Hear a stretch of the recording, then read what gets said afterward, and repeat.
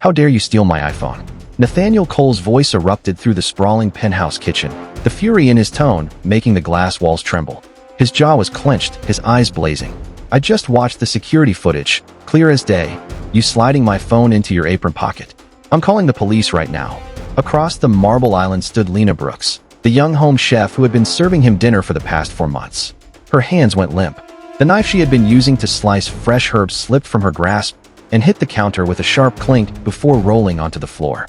The rich scent of seared rosemary chicken still hung in the air, but now it was overpowered by the thick tension.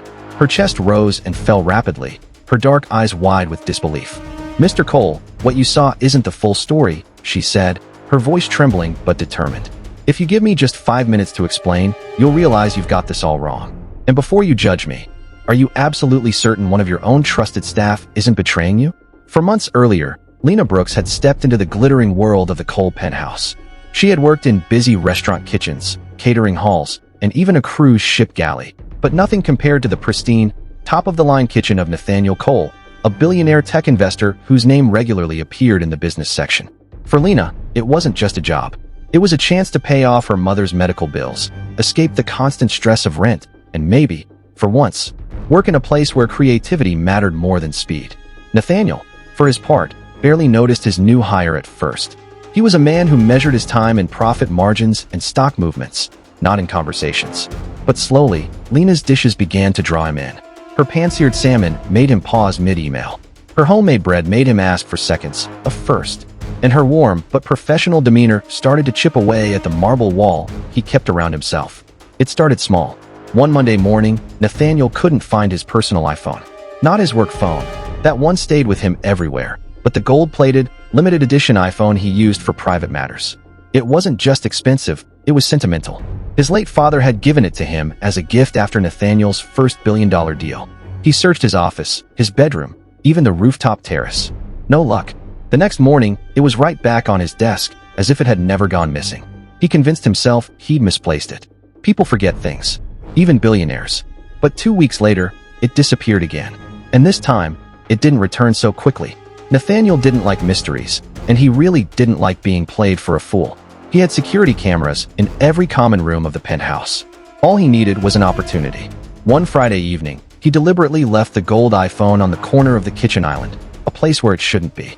Then he headed to his study, pretending to take a long video call. From his desk, he opened the live camera feed from the kitchen. And there she was, Lena. She wiped the counter, glanced at the phone, and froze. She looked around, as if making sure no one was watching. Then, slowly, she slid it into the deep pocket of her apron and walked away. Nathaniel felt a cold wave of anger wash over him. Now, standing in the kitchen that night, Nathaniel replayed the footage in his mind as he glared at Lena. "Explain? You've been in my home for months, I trusted you, and you repaid me by stealing from me," he said, his voice low and dangerous. Lena's hands were shaking. "I took it, yes, but I wasn't going to keep it. I was trying to. Save it for the police," he cut in, reaching for his phone to call 911. "Mr. Cole, please." Lena's voice cracked.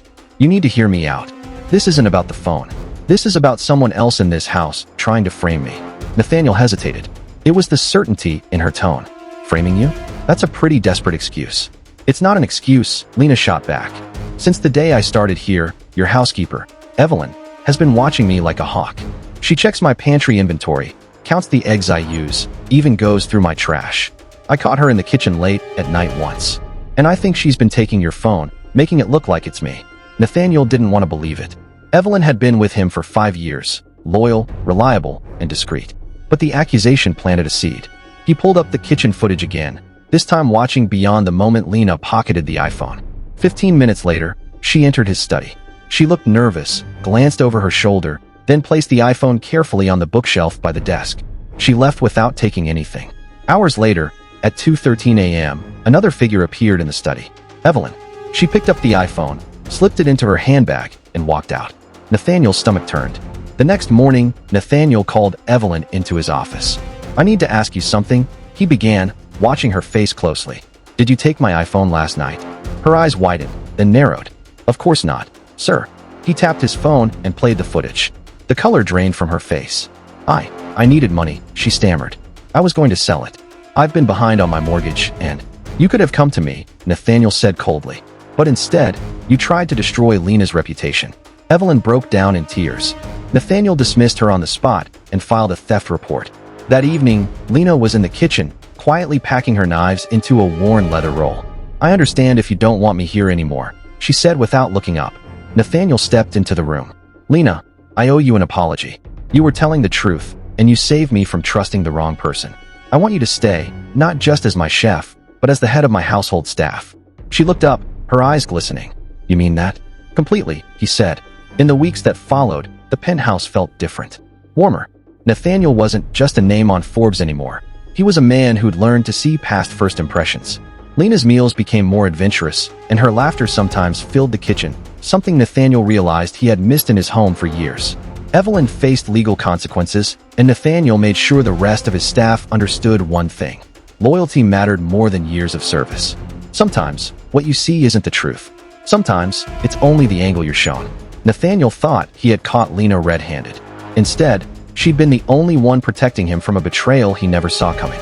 If you were in Nathaniel's shoes, would you have believed Lena? Tell us in the comments below, and let us know which city and country you're watching from.